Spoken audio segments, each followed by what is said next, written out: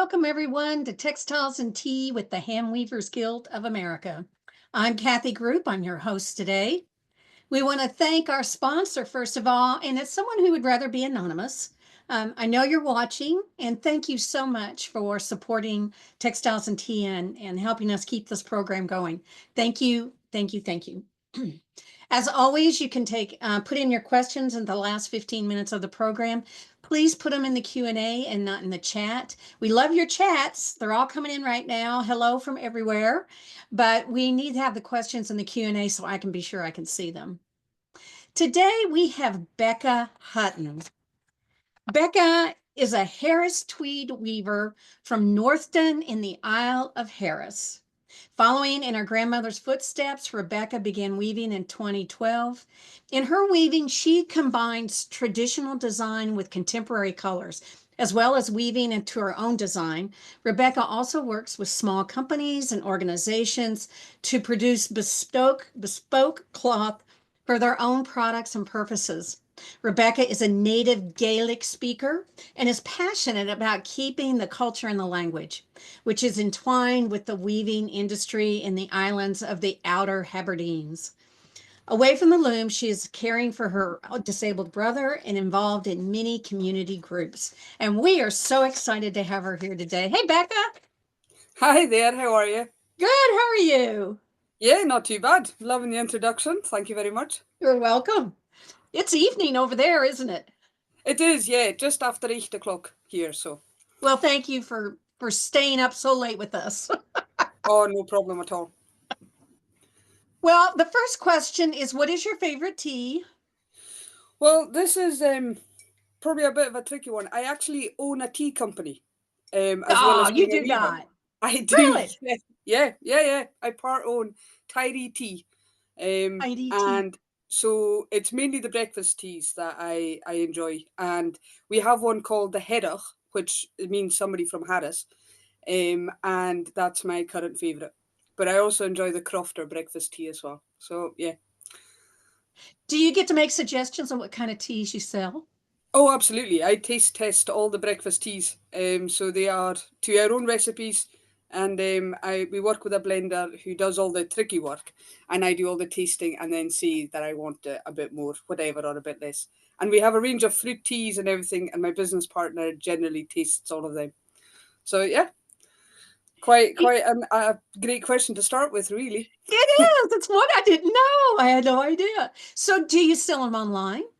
Yes, yeah, we sell online, and we're also in lots of shops and that within Scotland.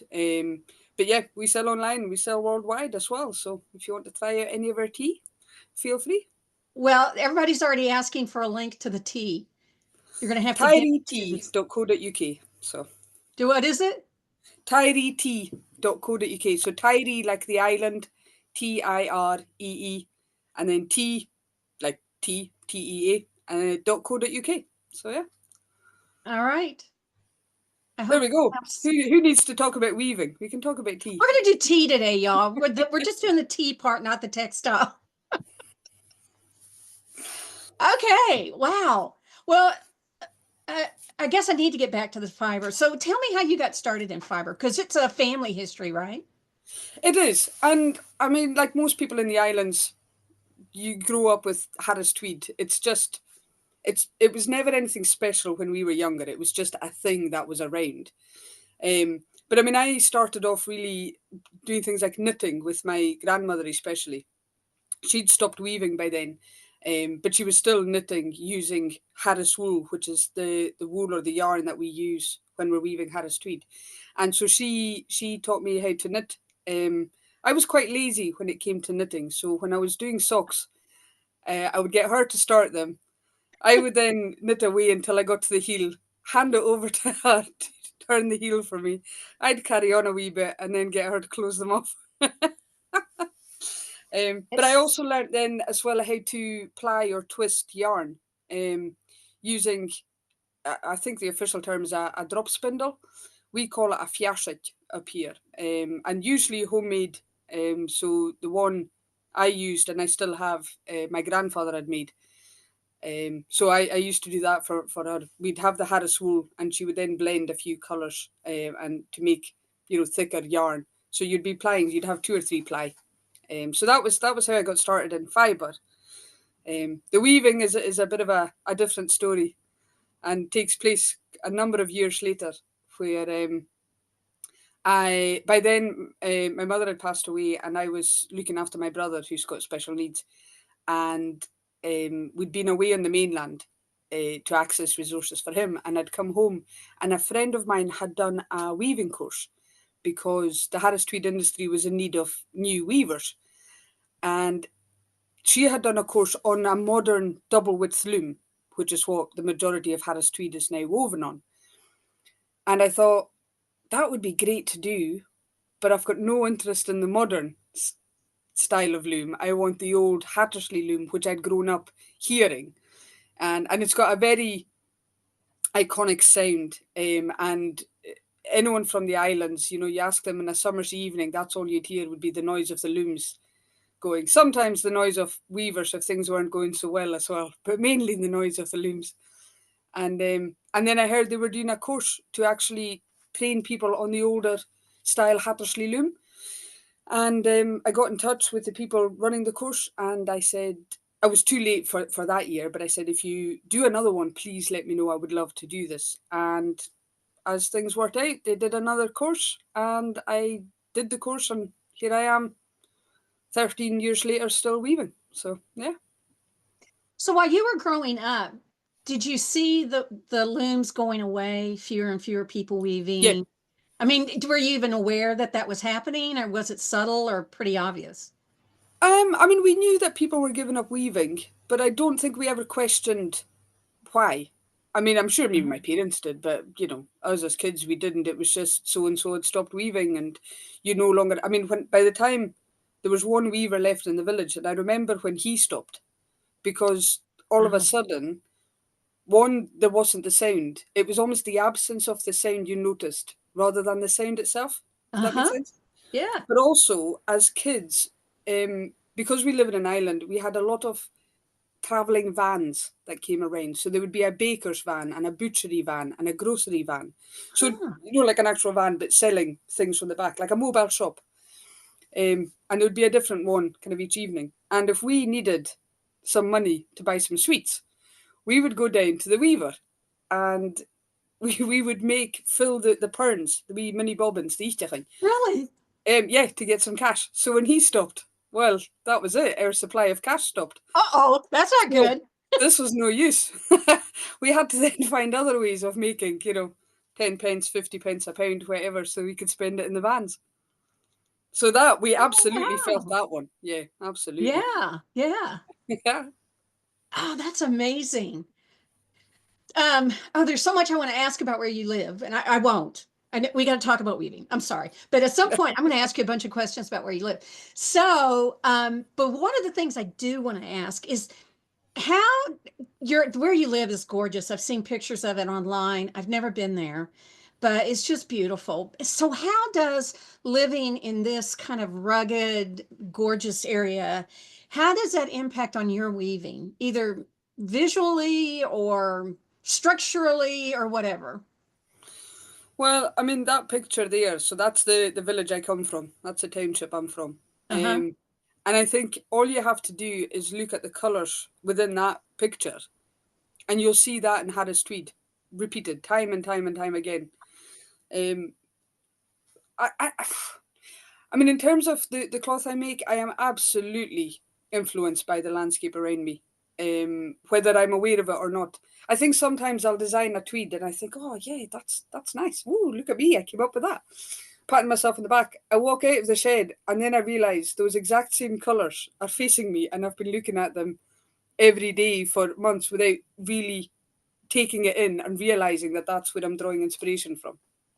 In terms of, I mean, again, designing the cloth is interesting for me because having grown up with Harris Tweed, there are a lot of classic styles of Harris Tweed, if you like, using the colours of the landscape, quite muted colours. Especially if you go back to the older kind of tweeds where they were using natural dyes. Nowadays it's chemical dyes, but when it was natural dyes, you would have amazing colours from the ash from peats. So I don't know if you know what peats are. Peats are like mud, basically. Mm-hmm. Mm-hmm. That we still cut and dry and we burn as a fuel source, like coal, but for peats. The ash from that, because of the iron and everything within the peats, is a bright orange almost that comes out, and they used to use that to dye the fleeces. So you would get this slightly more muted kind of burnt orange color through it and things. Um, and I like to use as a kind of base palette for a lot of the tweeds I do those kind of older colours, if you like. You know, if we can Mm-hmm. kind of call them that, the kind of more muted, the ones that people think of when they think of old-fashioned tweed. You know, and then I quite like looking like that in the landscape around me to use contemporary or what appears to be more contemporary colours, and yet those colours are still there. They're not new modern colours as such. It's just that they appear to be nowadays. So yeah, I mean, heavily influenced by the landscape around me. And what I love is, you know, you look at the colour of the sea there. Mm-hmm. You wait 10 minutes and that's a different colour. You wait another 10 minutes and it's a different colour again. And then you wait until the weather's bad and it's as black as, you know, what it looks like over the rocks there. It's always changing. The landscape's changing continuously. The colours are always changing. We get a very, I don't know, a special light. Photographers tell me it's very special, but the light we have here changes so much, and then in turn changes all the other colours. So, yeah, definitely influenced by all of that. And then, like I said, there's still the kind of keeping up the traditions, if you like, of what's gone before. Mm-hmm. Well, I want to ask you a question. I know you've probably been asked a million times, but so many of us, and I have to say I had no idea. I never knew something couldn't be called Harris Tweed unless it met certain parameters. So would you explain how cloth can be officially called Harris Tweed? Yes. Mainly if it's woven by me, no, it's not true. Okay, next question. It's special because I weave it. No, That's right. um, Next one. so there's a few things. The main thing is that aside from the actual fleece from the sheep, we don't have enough sheep here in the islands anymore to sustain the Harris Tweed industry. So the fleece comes in from the mainland because we don't have enough. Every other part of the process has to be done within the islands for it to be Harris Tweed. So the dyeing, carding, spinning, warping, weaving, finishing, every part has to be done in the islands for a start. And that's anywhere within the Western Isles. So I'm from the Isle of Harris, and obviously it should go without saying that any Harris Tweed woven in Harris is far superior to Harris Tweed woven in any other island. Wait for everyone from the other islands to come after me. But it can be woven anywhere in any of the islands, in actual fact. And then there are certain rules around it. So it has to be hand woven in the sense that it's human powered. So you're not allowed to have a motor on the loom, for example, working that. It has to be human powered. The loom I use is a treadle loom. The modern double width looms that are being used now are it's like bicycle pedals that they have to power it. You are not allowed more than 2 looms in any one space, otherwise you would be classed as a factory, and that's illegal. You have to weave at your own home or on your croft. So a croft is a piece of land, like a field. Sometimes your house will be on your croft, other times it won't. So I do have a croft, not where my house is. So I could have built my loom shed on the croft, but there's no toilet or kettle, and those are the most important things. Although I suppose if I didn't have a kettle, I wouldn't need a toilet. But anyway, it's still important. um, so yeah, so it has to be woven there. You like I said, but you can't have the 2 looms, and then the yarn that we use you have to be able to prove that it's what we call Harris wool or Harris yarn. So that's to say it's been processed in the islands. Now that generally means processed through a mill. Nowadays there's mills up in Lewis, but you could still do it by hand as long as it's Hmm. done here. There's no reason why you couldn't be doing it yourself. You know, and shearing the sheep and dyeing it yourself and carding and spinning and everything. Um, Obviously, from a more commercial point of view, that's going to take a long time. So I buy yarn from the mills and they do all that work for me. Oh, I say for me, they're not doing it for me. They're doing it for themselves. I just get to buy the yarn. So yeah, and then once you've woven the cloth, it's still not Harris Tweed then. It undergoes the finishing process, which I'm sure you all know about, the wee shampoo and a blow dry you have to give your tweeds. And then it gets inspected.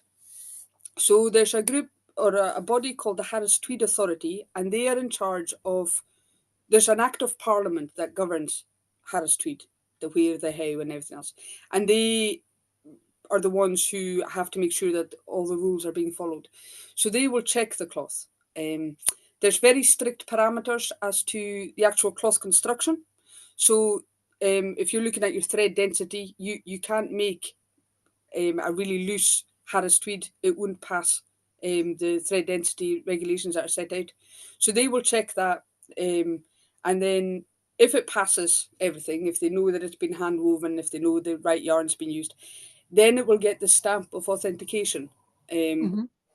which you may have seen on things or on the tweeds and that. And then it gets registered as Harris Tweed. So only at that point does it become Harris Tweed. And then you've probably seen the labels with the orb, the kind of iconic orb logo to say that it's Harris Tweed. At that point, I will have however many meters I've had stamped, sorry, will go against my weaver number. And then I can buy an allowance of labels based on how many meters I've had stamped as Harris Tweed. And because I'm an independent weaver, those tweeds are mine to then sell on. So I then give out that allowance of labels for every meter I sell. Does that make sense? Wow. Yeah. And if you're all still awake, you're doing really well. I had no idea it was Yeah. that detailed. Yeah. It's Well, controlled, and that's why it's still going. That's why it's still here. That's why we still have an industry in the islands. what about the structure? Does it have to be like plain weave and twill only, or does that matter? No, can be anything you want. See, I always thought it was the structure that made it a Harris Tweed. No, What no, do I know? you can be as crazy as you want to be. The problem is that we're all quite set in our ways here. So when they were starting to weave initially, when it was becoming, when Harris Tweed was becoming a thing, they were all using old wooden looms that had 4 shafts, and so we've just stuck with that.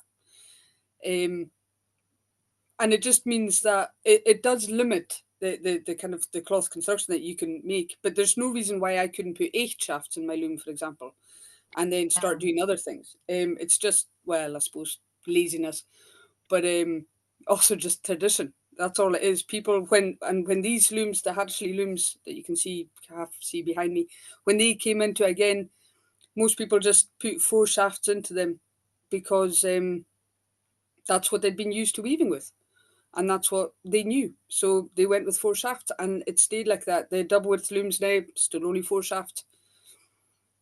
But I mean, we still do a good range. I mean, you'll get a bell Celtic and barleycorns and hop sacks, twills, things. There's still a good range going.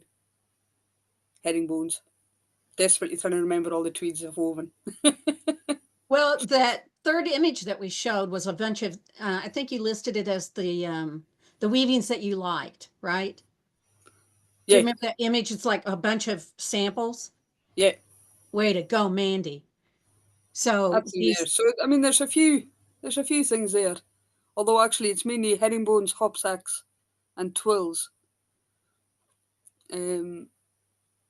Although the one in the bottom row, third one in from the left, the one with the orange and the kind of light green, that is a asymmetrical herringbone, which looks like a twill, but it's actually a 26x6 herringbone, which is very unusual. really?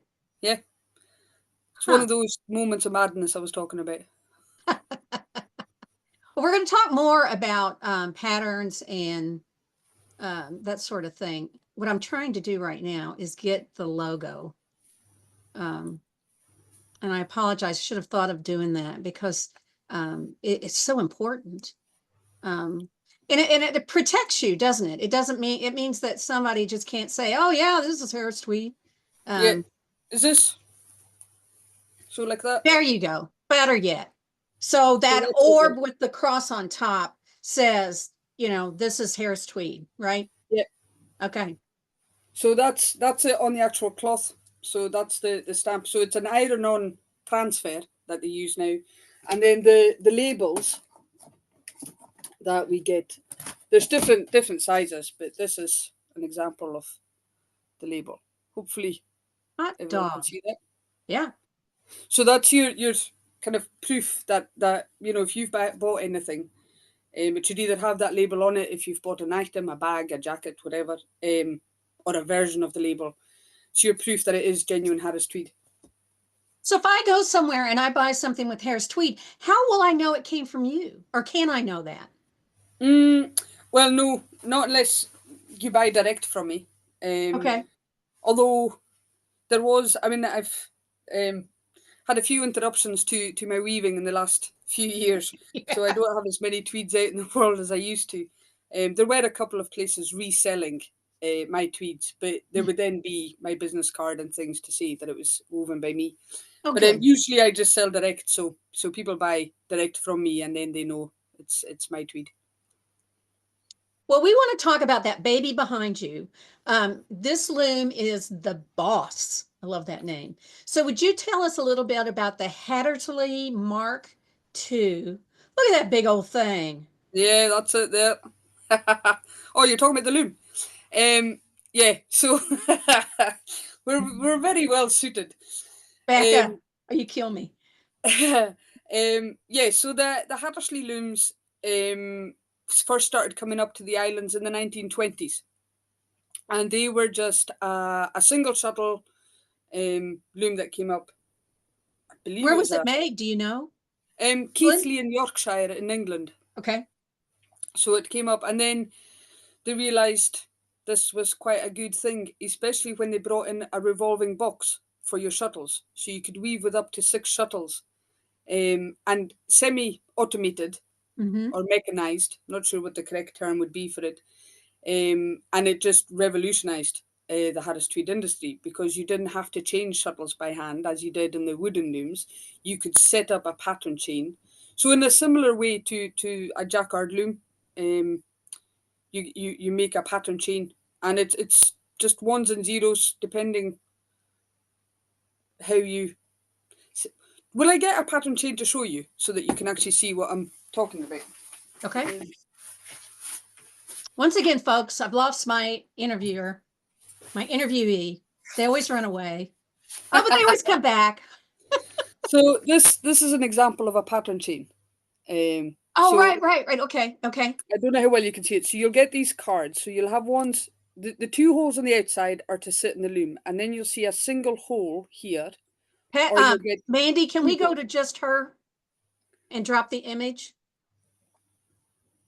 Thank you. Okay. Oh, a close up of me. Well, I apologise for the background. So these pattern cards, you can see there's 2 holes. Oh, hang on, wait now. Right, there's 2 holes on the outside, so ignore them. That's for how it sits in the loom. But you'll get ones with a single hole, Mm-hmm. and then you get ones with a double hole.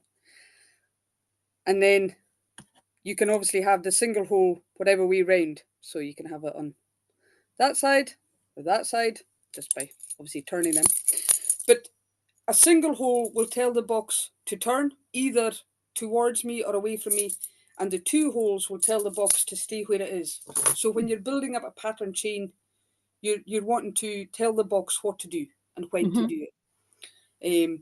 The most basic pattern chain we'll use just has 2 shuttles, a single hole on the left hand side, single hole on the right, single hole left, single hole right for 6 cards, and that just tells the box back and forth, back and forth, back and forth, so that we always have 2 shuttles running. The reason we have 2 shuttles running is, well, a couple of reasons. One, you get a nicer selvage, which is always important because we have a woven selvage, but also because of the way the yarn is made. This is me now, I'm off on a tangent now. So the way Harris wool, or the yarn that we use in the Harris Tweed industry, is made is different.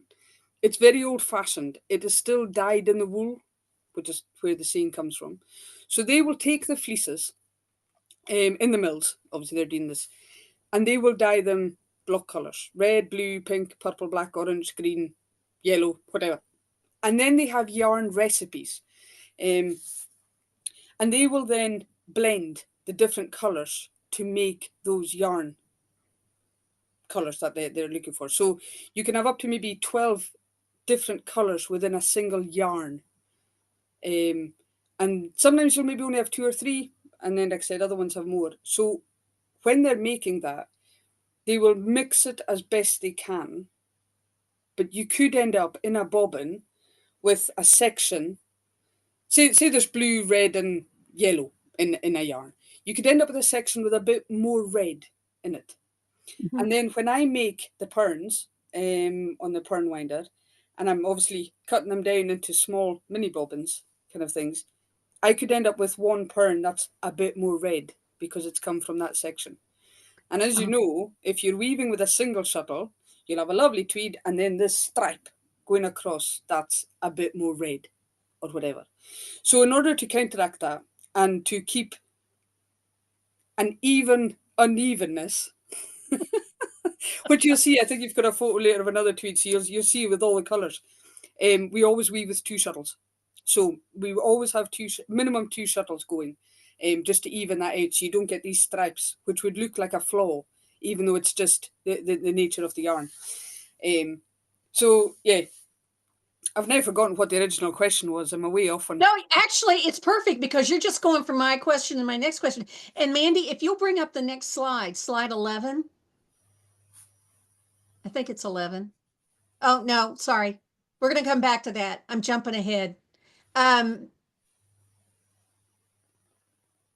Because one of the things I was going to ask you about, maybe it's slide 10, because I was going to say that the fleece is dyed rather Yeah. than it's spun and then dyed. And it gives you that really subtle combination and you have to look at it up close. Oh, absolutely. Yeah, yeah. Here it is. Here it is. And just look and this is just white and gray, right? But you can see how subtle the differences are in the yarn. And I Yeah, know all of our spinners are so excited because, this is their thing. They love this. But that real subtle change in the yarn. And yeah. that's what you're talking about, right? Yeah, and it gives it such depth. You're Mm, drawn to Harris Tweed, and I think I weave plain twills. I mean, there's nothing plain about the colours. yeah. And it's one of those. I've got a wee shot glass, a linen tester glass. Depending where you're from, not the shot that you enjoy, but the kind with the magnifying glass that you look through. And Oh, I that's often, our next image, I think. Yes, because I always thought of, and I hear people say that, Harris Tweed is yeah, yeah, bland. Look at this. I love this. Now cropped this down so it would be closer, but the original image was that glass thing that you used to magnify the weave. So I'll shut up and let you talk about it. yeah. Well, this was me trying to avoid doing some work or tidying my shed or something. So I started making pictures for Instagram, the usual. But yeah, it's to show this is a really interesting one because when you look at this as a tweed in the whole, and I often say to people when they're in my shed, what the main colour of the tweed is. And they all look at me like it's a test and they're about to fail, which they all do, because they will almost all say green. Because when you see that on the roll as a cloth, the main colour looks green. And there's no green in there at all. Just doesn't exist. And when you're looking at the close up of that, you can see why you can see the greens because of the blues and the yellows. And there's obviously this red and all the other colours. But the blues Mm. and the yellows give you this green tone throughout that your eyes, makes, but doesn't exist. But that gives you a good idea of the skills of the people at the mills who will take these fleeces, all those. I mean, I think if I remember rightly, I asked them before, I think there's 8 different colours in this yarn. And this is just one yarn colour. There's only one yarn colour there. The skill to take however much I mean, obviously they're doing it on a big scale, but 3 handfuls of blue and 3 handfuls of yellow and half a handful of red and, 2 fingerfuls of black or whatever. And to mix that and to blend that, knowing that what's going to come out is that kind of yarn. And that yarn, it draws you in. When you're looking at that, you can't help, because you see something different each time. Even if you look at those images and you're thinking, oh yeah, okay, so there's blue there, and then you're thinking, oh, hang on, what's beside that? Was it, oh, and you're seeing more and more and more. And it just draws you in. There's such a depth to the yarn and then to the tweeds that yeah. You often see people feeling the cloth. It's a very tactile thing, Oh, obviously. Most cloth yes. is. You can't help, you walk past, Yeah, you fiber people people, get we washing. can't keep Yeah, our hands off of it. we have a problem. We can't help but touch things.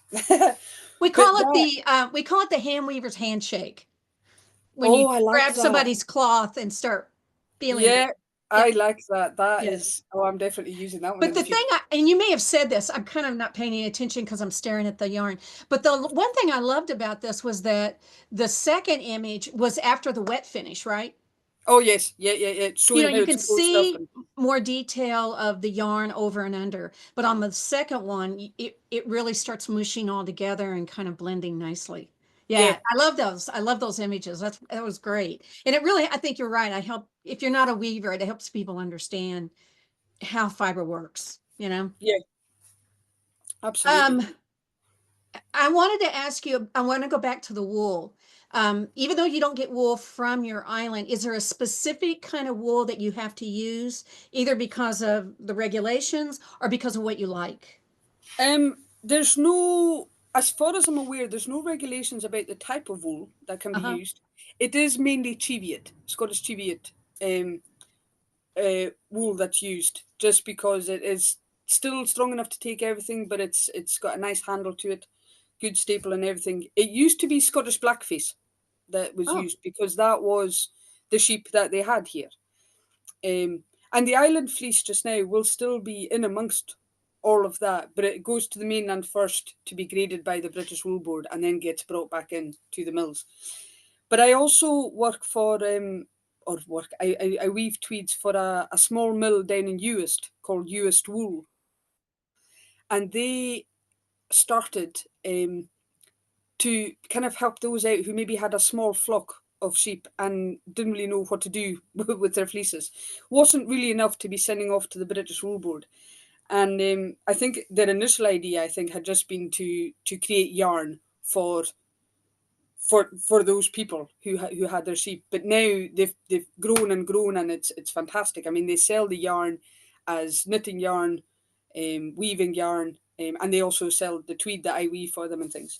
Now that's been really interesting because they have different breeds of sheep that they use, and they don't dye their fleeces at all. So they're using natural colours, as it were, and they will blend different breeds and different fleeces oh, from different okay. breeds Uh-huh. in order to get different shades of colour.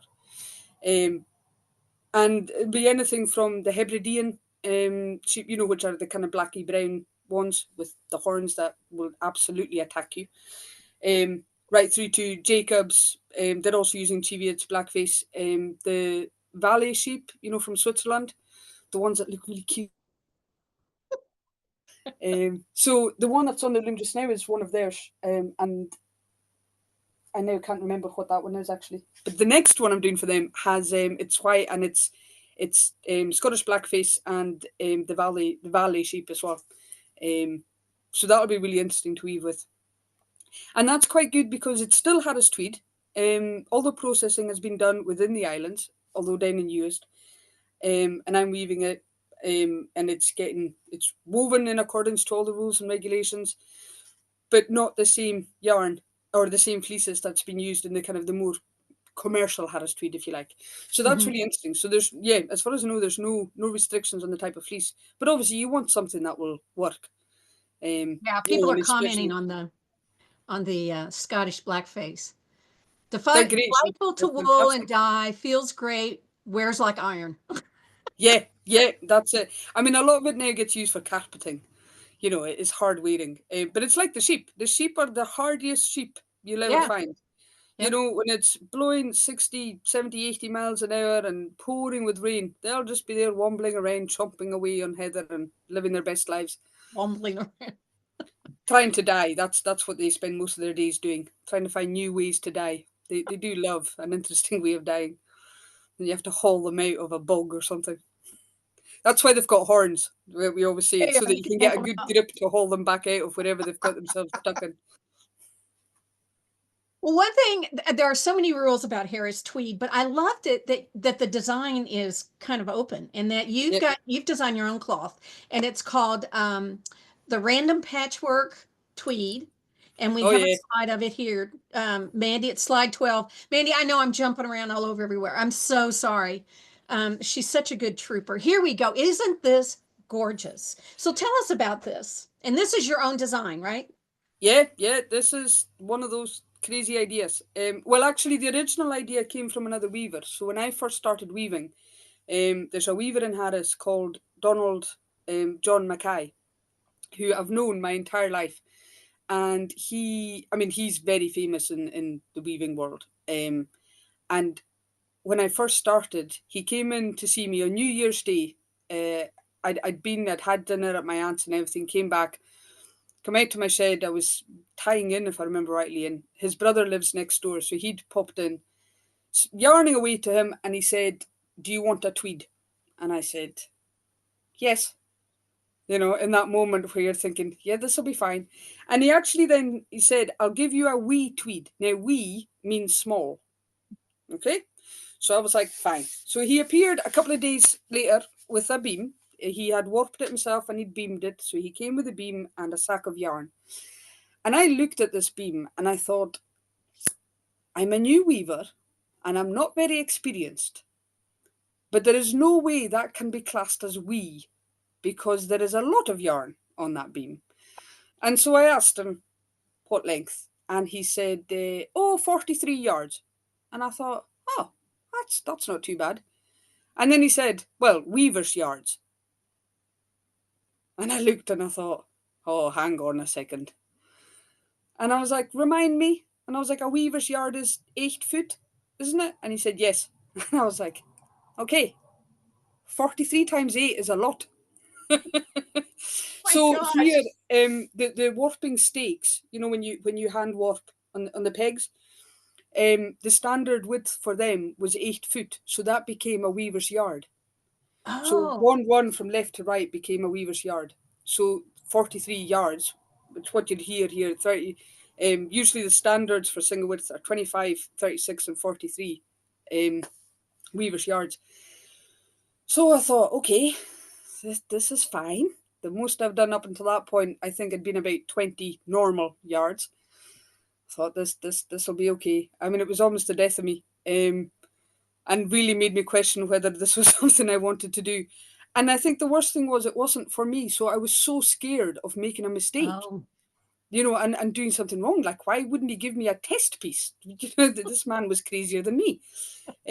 But anyway, as it turned out, I mean, that tweed actually almost killed me as well. I got stuck in the loom when I was lifting it off. It was about 2 in the morning, and the belt loops on my jeans got stuck on a part of the loom, and I thought I'm going to end up being crushed by this tweed.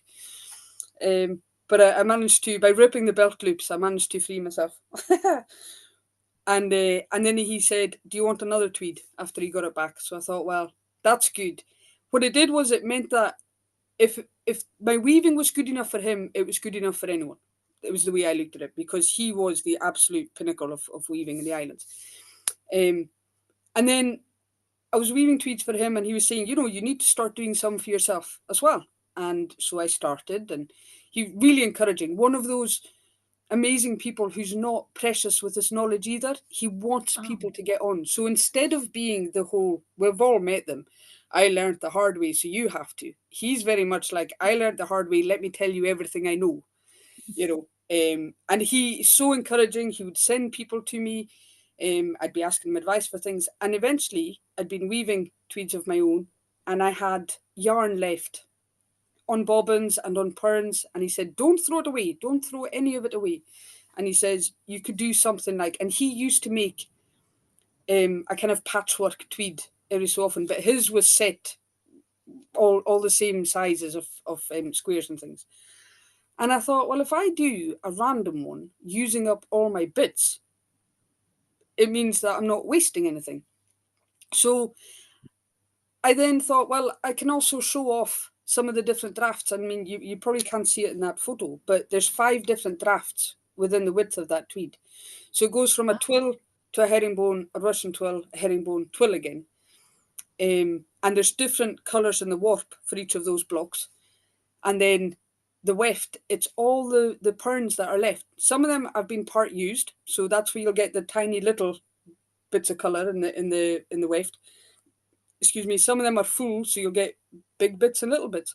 Mm-hmm. And so now when I'm weaving, after every tweed, I keep the yarn, they keep the perns, put them into a bag, and I fill bag after bag. And then eventually I run out of empty perns. So I then need to use them up, and then they all go into a massive box. I warp up the warp for that, depending again on what yarn I've got left over from the last few years, or it's usually about a year's worth of yarn it kind of goes in. So it's usually once a year or maybe every 18 months I make this tweed. And then I put my hand in, and the only rule I have is that whatever I pull out has to be the next colour in the tweed. And then it's separated by a red, just so it looks a wee bit more designed. And if you get the same colour time after time, that's fine. You'll get the same colour beside each other. Sometimes there's only one pern of one colour in the whole roll. Sometimes there's loads. It's just, completely random. It's a great way as well for me to see how different colours work. Maybe something you wouldn't normally think about, and you can look and think, oh, that works well. Because the other thing is with Harris Tweed, because of all the colours within the yarn colour, it's not so much about whether black and blue goes well together. It's whether that black and that blue work because of the depth of colour. And sometimes they just don't. Two colours should work in every other facet of life, but won't for Harris Tweed because the depth of colour doesn't work right. So this is a great way, and I'll sometimes then make a note of, oh, that one works, and that definitely doesn't, and don't use that again. It all works all over the tweed, and it's been such a popular tweed because every one is different. Every meter is different. Every time I make it, it's different. So yeah, that is the random patchwork. It is the most fun tweed. Not to warp, it's a bit of a pain to warp, but it's a great tweed to weave. Once it's on the loom, it's the most fun I have. Oh, good. Well, we've got a video, and I guess it's kind of silly that I'm showing you this, but it was just the reaction I had because now I want all the weavers to just sit down and take a deep breath, because when you see this, my reaction was like, oh no, what are you doing? And later she explained it to me and I was okay. So if we can get this video to run, this was on your website. And I was like, look at this. Oh, no, what are you doing? What are you doing? But it's so cool looking. Isn't that great? Yeah. And then that pink comes out. And then I think there's a blue, right? Yeah. Okay, so now explain this. So this came about, this is a deliberate one that I actually kind of made. The first one was simply, it was a cone of yarn I had that had ended up getting wet and had gone mouldy and had, you know, when it eats away at the yarn and you can just see the big hole. There was nothing you could do with it. And I videoed me just cutting it off the cone to bin it. And I sent it to my sister, who then said, you need to put this on YouTube. So I did. And it got something like 6,000 views. And I thought, gee whiz. And I thought, right, this is a thing to remember for the future. And then my warping shed and where I've got the yarn, the walls are made of concrete blocks.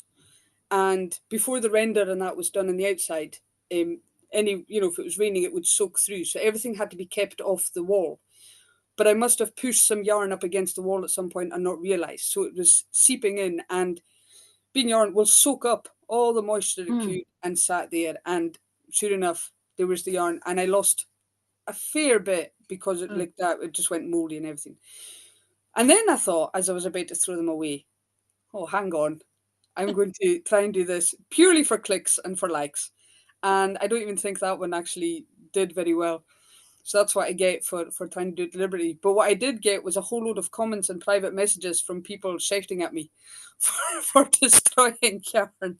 So I thought if I ever do it again, I will first show all the mold and the fact that the There you yarn go. is useless and can't be used, and then me destroying it. But yes, that's what that is. So no good yarn was harmed in any of those videos. It was all bad That's yarn. good. Well, this leads me into the other thing, and we're running out of time, but I do want to mention this is that you are obviously an amazing weaver. But the other thing that struck me is that you are an amazing businesswoman. I mean, it's not, and we all know this, it is not easy to make a living weaving. It's just really hard. But I was so struck with you get your material out there, you get people to sell it, you get people who need it to make things, but also your website and these videos you're giving information out there, and I encourage everybody go check out our website. There's tons on there to see wonderful stuff. So I was this something that you learned along the way? Did you learn this in a previous job? How did you know how to promote yourself? Um, I didn't is the easy answer. Um, but a lot of it has come from, I suppose, misconceptions, maybe. I Oh. welcome people into my loom shed. So in the summer, we get a lot of visitors and tourists to the island, and I'm open so they can come and see how Harris Tweed is made. And you'd often have people coming in and they'd be like, "Oh, it's this or it's that or it's very expensive or it's whatever." And I thought, if you don't know the work that's gone into something, you can't value it. So people will hear the name Harris Tweed. Mm-hmm. And maybe all they know of Harris Tweed is that they had an old university professor at some point who wore this very smelly, damp, sheep smelling jacket with dodgy elbow patches, who steamed gently every time he got wet and then stood in front of a heater, you know? Yeah. Um, and I thought there's so much more to it. And I'm very passionate about Harris Tweed itself, and keeping it going, and the history of it, the traditions of it, and where it's going to be in the future. Um, I get to keep most of that going by talking to all the people who come into the shed. But I thought, well, for other people, if you're just sitting and you're looking through a website and you see, I don't know, a tartan handbag, for example, and it's X amount of pounds or dollars. And then you see a Harris Tweed one, and you're thinking, well, why is that one more expensive? What makes that special? What's good about that? And I thought, well, if I can maybe try and tell people, um, it it might just help so that they have a better understanding and appreciation of what it is. And I've done TV work and things. People have been in filming, and all they ever want to see is me actually weaving. And as we all know, that's the easy part. If you've done the rest of the work right, that's the easy part. You sit there, and in terms of me, I can let my legs do the work, change the shuttles, everything's great. You mess up the warp or the tying in or the dressing of the loom, we all know how bad that goes. But I thought nobody's getting to see the work that goes into the rest of it. So Mhm. that's why I started that, just trying to show the work that went into it. And then, I am an absolute sucker if somebody says, "Ooh, that was great. Can you do something else?" I'm like, "Oh, somebody liked it. Yes. Give me a chance and I'm off. I'm like a wind up toy." So that's where that came from. Just I mean, I'm sure those people regretted giving me any sort of encouragement. But yeah, that's it just kind of grew from wanting people to have a better understanding and appreciation of Harris Tweed. Well, we don't have much time left, but I want to get a couple of questions. A lot of the questions were answered already. So some of y'all, if I don't ask your questions, it's because I think we covered it. First one is from Susan Halverson. Hi, Susan. Right. She said in 2017 she led a textile tour to Scotland, and Rebecca was the weaver that we visited on the Isle of Harris. So hello and thank you. It was a memorable experience. So there you go. Thanks, Susan, for jumping in on that. That's wonderful. Oh, and this is Thank a you. great question. Nancy Gauss, I think that's how it's pronounced, says she wants to know if you pay it forward, and do you pay the kids to wrap your perns and give them money for candy? I did. My nephew, actually, I said to him, when he was younger, right, you make that and, I'll pay you. And he said, how much? And I said, without thinking about it, 10p, so like 10 cents sort of thing, a pound. And that was fine. And he's making them away there. And then he says, I've done 200. Have you got more? And I thought, oh, hang on a minute. This is going to cost me a fortune. So I was like, oh, no, that's fine. That's enough. Go and play. So, yes, I have done, but it's definitely gone up. I mean, we would get in total maybe 10 pence or 20 pence for doing all the pounds, not that a pound. So, yeah, I still Inflation. do it, but Oh, not as often. that's great. Thank you. Thank you for the question. That was a wonderful question. Um, we've got somebody who's going to see you. Renee Oh, Laffey. She said, I'm so excited to notice Rebecca was speaking today. We are spending 2 weeks in Harris and Lewis in May, and Rebecca's shop is on my list to visit. She wants to know, do you allow visitors? yes, absolutely. Yeah. All right. Drop me an email, just make sure I'm here and that I can Okay. try and make sure there's a tweed on the loom. But absolutely, anybody who wants to come visit, crack on. Post pictures. We want to see. Yeah, Um, somebody wants to know, is anybody using hair natural dyes and hair sweet tweeds now? no, or nobody that I know of. One of the Okay. main reasons is a lot of what used to be used, so things like peat ash, lichen, all those kind of things, they're not easy to come by so much Mm-hmm. now. And the mordants used to obviously set them, aren't as easy to come by as they used to be. So I mean, I know of a few people who have tried different things, not so much dyeing fleeces, but using natural dyes for paper. When they were making their own paper and stuff here. But no, as far as I know, there's nobody doing Harris Tweed with natural dyes. Maybe me one day if I find an extra 20 hours in every day, we'll be fine. That's right. When you don't have anything to do. Yeah. Paula Williams wants to know, do you use the same wool for the warp and the weft? The same in the sense that Harris wool, yes, but not always colours. So yeah, different colours. But the same size? Oh yes, yeah. Okay. So again, for the weight of it, for Harris Tweed again, there's restrictions within that. So yeah, Oh, okay. um, Okay. I use 13 cut yarn usually. I have no idea what that is in any other version of figuring out the weight of yarn, but 13 cut is what I use. It's called the Um, Gala Shields method. So if anybody ever sees, there is a website somewhere that does conversions. So it's the Gala Shields one. 13 cut is my standard. somebody wants to know, are there more weavers on your island? And are you passing your knowledge on to the next generation? Yes, there are more weavers. There's nowhere near as many as there used to be. My youngest nephew is absolutely obsessed with weaving. And from when he was about 3, he used to sit on my knee when I'd be weaving away. And now he's Aw. getting too big, so he's on a chair beside me. He also loves tinkering with the loom, which is excellent because you need to be able to do that. Yeah. Although he has the same penchant I had for taking things apart and not always putting them back together again. So I do need to be careful that he's not left on his own with a set of spanners on the loom, or there'll be nothing left. Interestingly, my niece loves Harris Tweed, but she likes to design tweeds. So she actually lives on the Oh. mainland with my sister, and when she comes home on holiday, I'll often find then all these lists of tweeds I have to weave that she's designed for me. Somebody wants to know, can you recommend a dye book on peat dyeing? No, I don't know if there are any books out there about it. It was something that I knew of when I was younger.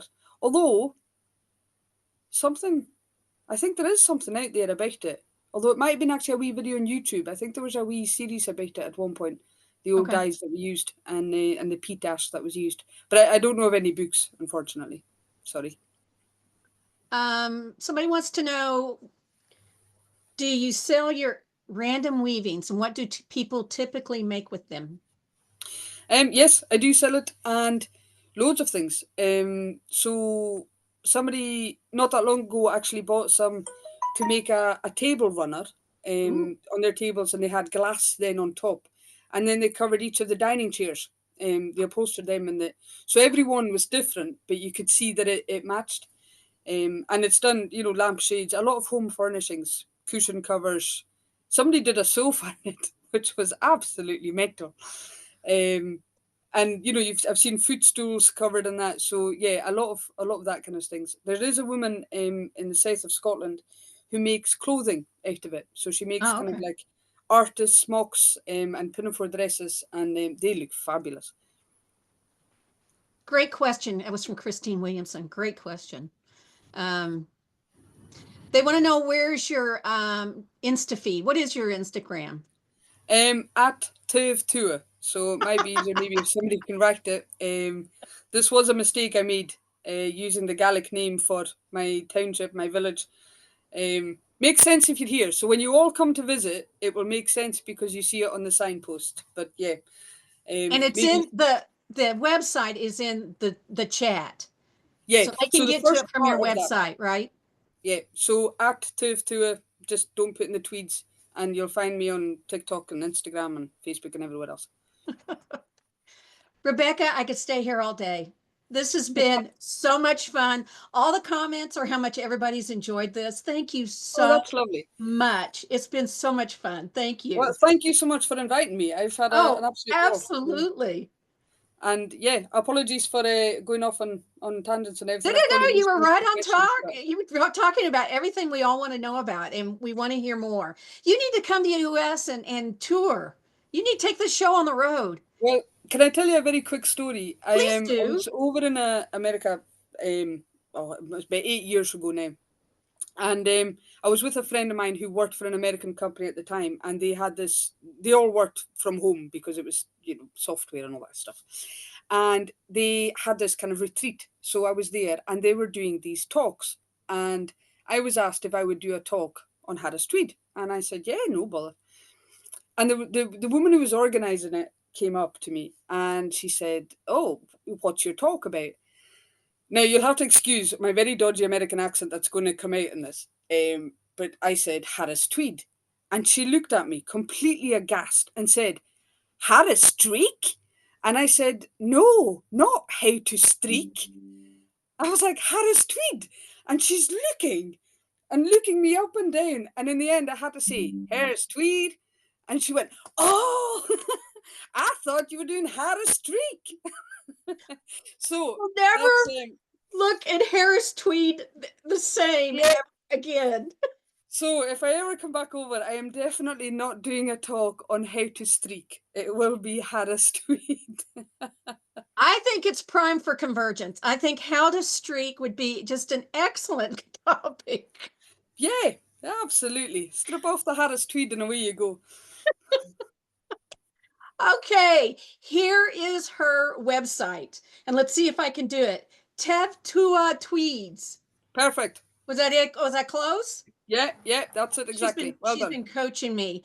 But go to her website. You can go find her Instagram from there and her Facebook. It's wonderful. There's so many videos to watch.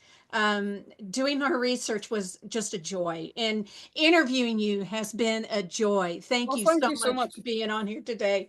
I know people are already figuring out how can I go to Scotland. I know I am. I want to come see you. So Well, thank you'll be you very again. welcome anytime. Thank you, Becca. We do appreciate it. We want to thank our sponsor, our anonymous sponsor. I hope you're watching today and you got a great episode. This was so much fun today. I hope you've enjoyed it. And thank you so much for your generosity of donating money to sponsor an episode of Textiles and Tea. It's ranking up there as one of the best. This was so much fun today. I love this. So thank you, Anonymous. We know who you are.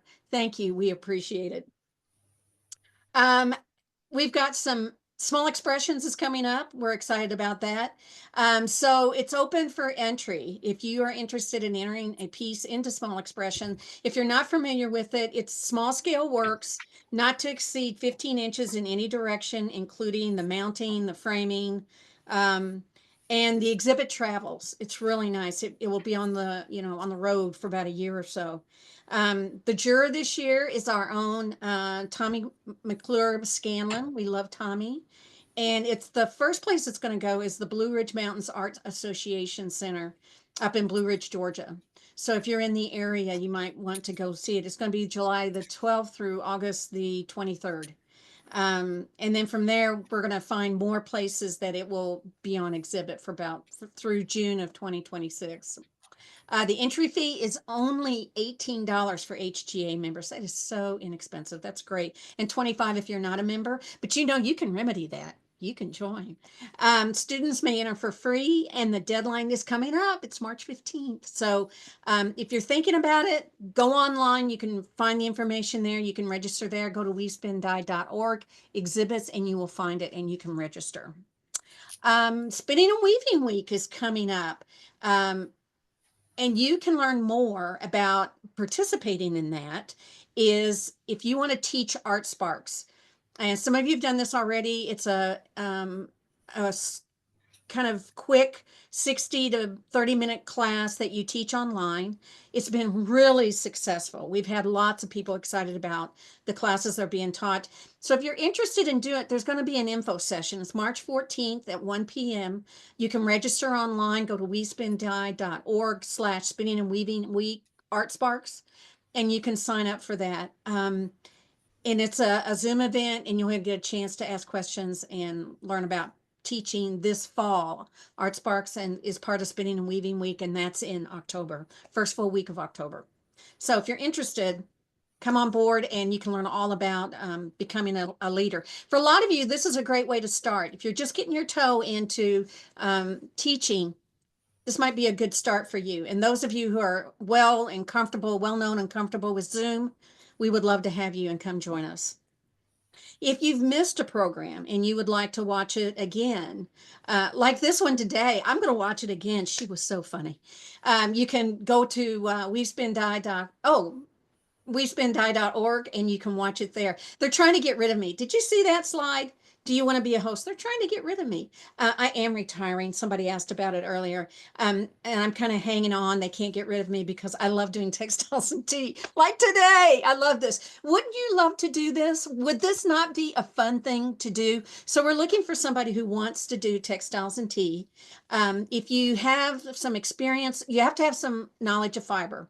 All right, because you can't do the interview if you don't know fiber. So if you're a fiber person, you are curious. That's the biggest thing. Are you curious about people? You want to learn about people because that's the fun part, is learning all about them. And then you get to ask them questions. It's really a wonderful thing to do. And it's hard for me to give it up, but it's time to take it to the next level. So if you're interested, contact us. We are looking for the next Textiles and Tea host. So go on our website and you can find it under job opportunities. So you can see it on there. Or if you have any questions, just call us. We'd be glad to talk to you about it. We want to thank everybody who has supported HGA through their membership or through their through their membership. We're having some little technical issues today. Through your membership and your donations, it helps these programs continue. Textiles and Tea, Spinning and Weaving Week. So thank you so much for doing that. Next week, we have John Eric Reese. If you're not familiar with his tapestries, join us. He does incredible work. They're just beautiful. I'm excited to have a chance to talk with him. Y'all have a wonderful week. I will see you next Tuesday, and happy tea.